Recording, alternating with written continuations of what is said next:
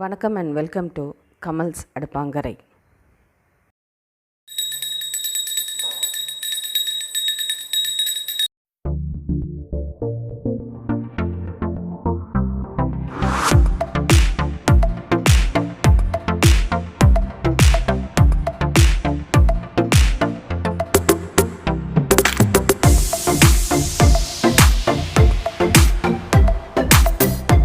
So நம்ம இன்றைக்கி பண்ண போகிறது மில்கை வச்சு எப்படி ஒரு ஈஸியாக ஒரு டெசர்ட் ஐட்டம் பண்ணலான்றதை பார்க்கலாம். மில்கை வச்சு ஒரு புட்டிங் பண்ண போகிறோம். நம்ம இதுக்கு அகர் நம்ம யூஸ் பண்ண போகிறதில்ல, ஜெலட்டின் யூஸ் பண்ண போகிறதில்ல, வெறும் மில்கை வச்சு நம்ம எப்படி ஒரு டெசர்ட் தயாரிக்கலான்னு பார்க்கலாம், மில்க் புட்டிங்.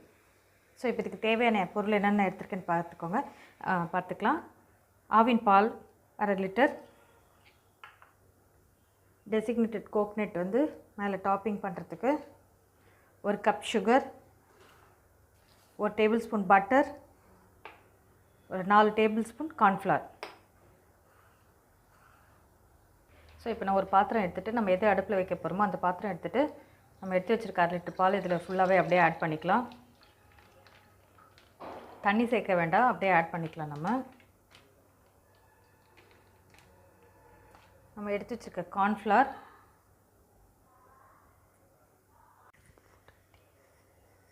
நம்ம எடுத்து வச்சுருக்க சுகர். ஃபஸ்ட் நம்ம அடுப்பில் வைக்கிறதுக்கு முன்னால் நல்லா இது ஒரு லம்ஸ் எதுவும் இல்லாமல், கட்டி இல்லாமல் நல்லா ஒரு கிளறிட்டு கார்ன்ஃப்ளவர் போட்டிருக்கிறதுனால கொஞ்சம் கட்டிப்பட ஆரம்பிக்கும். அதுக்கு முன்னாலே நம்ம வந்து நல்லா ஒரு கிளறிடலாம்.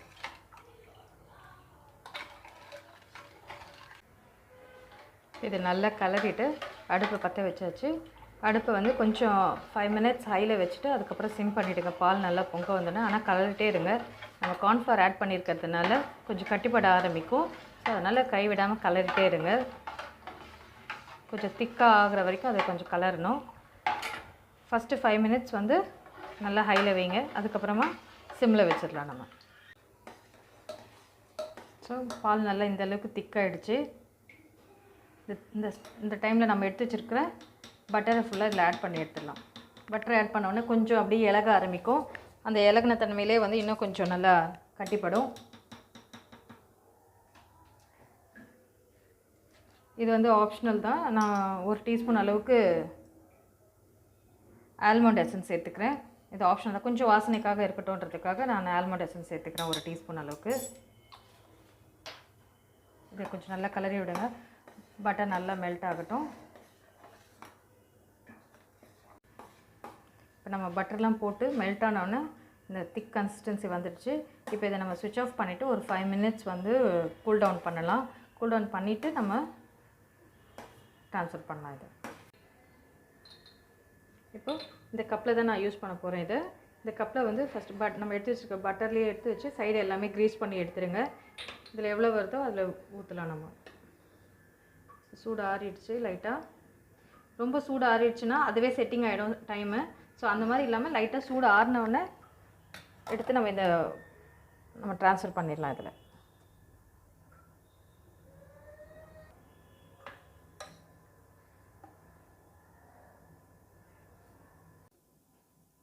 நம்ம எடுத்து வச்சுருக்க 1/2 லிட்டர் பாலும் இதில் ஃபில்அப் பண்ணியாச்சு. 6 கப்பு வந்திருக்கு இந்த சைஸில் அளவுக்கு.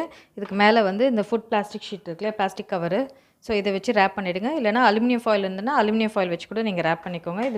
இது இன்னும் கொஞ்சம் சூடு இருக்குது. சூடு ஆறினோன்னே கொஞ்சம் லைட்டாக ரூம் டெம்பரேச்சர் வந்த பிறகு நீங்கள் ஃப்ரிட்ஜில் ஒரு 5 ஹவர்ஸ் வச்சுடுங்க.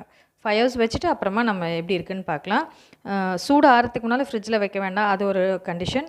ப்ளஸ் வந்து ரெஃப்ரிஜரேட் தான் பண்ண வைக்காண்டி ஃப்ரீசரில் வைக்காதீங்க. ஃப்ரீசரில் வச்சிங்கன்னா அந்த புட்டிங்கோட சாஃப்ட்னஸ் போயிடும். ஸோ அதனால் ஃப்ரிட்ஜ்லேயே வச்சுட்டு நம்ம 5 ஹவர்ஸ் கழித்து இதை பார்க்கலாம். இப்போ நம்ம 5 ஹவர்ஸ் வந்து ரெஃப்ரிஜரேட் பண்ணது நல்லா ரெடி ஆகிடுச்சு. பாருங்கள் எப்படி இருக்குது. ஸோ இப்போ இதில் வந்து சைட்ஸில் மட்டும் வந்து ஒரு நைஃப் வச்சு நல்லா இப்படி குத்தி விட்டுடலாம். இப்படி எடுத்து விட்டிங்கன்னா லைட்டாக அப்படி பண்ணி விட்டிங்கன்னா பவுல்லேருந்து அது ரிலீஸ் ஆகிடும். அழகாக இருக்கு ஷேப். இந்த ஷேப் வந்து நம்ம எந்த மோல்டில் வேணாலும் நம்ம ஊற்றிக்கலாம். சின்ன சின்ன கிளாஸ் இருந்தாலும் ஓகே, சின்ன சின்ன கப்ஸில் இருந்தாலும் குழந்தைங்களுக்கு எப்படி பிடிக்குமோ அந்த மாதிரி எடுத்து நம்ம இதை சர்வ் பண்ணலாம் அவங்களுக்கு அந்த ஷேப்பில்.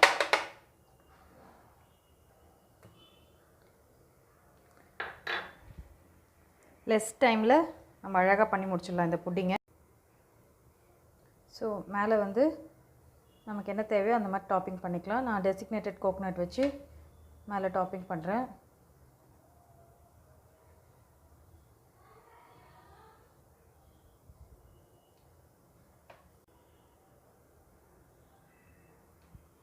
ஸோ பிஸ்தாவை வந்து இந்த மாதிரி ஷேப்பாக கட் பண்ணி வச்சுக்கோங்க, ஒரு பாதியாக தெரிகிற மாதிரி.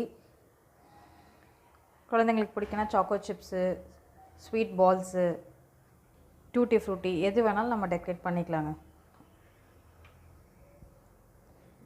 சும்மா ஒரு ஆப்ஷனல் தான், நான் இது மாதிரி பண்ணுறேன்.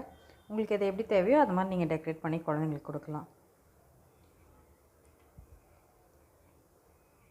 இது வந்து குல்குந்தை வந்து அழகாக இப்படி உருட்டிட்டு, டூட்டி ஃப்ரூட்டி வேணாலும் நீங்கள் டூட்டி ஃப்ரூட்டி வைங்க. நான் குல்குந்து வைக்கலான்ட்டு குல்குந்து யூஸ் பண்ணுறேன்.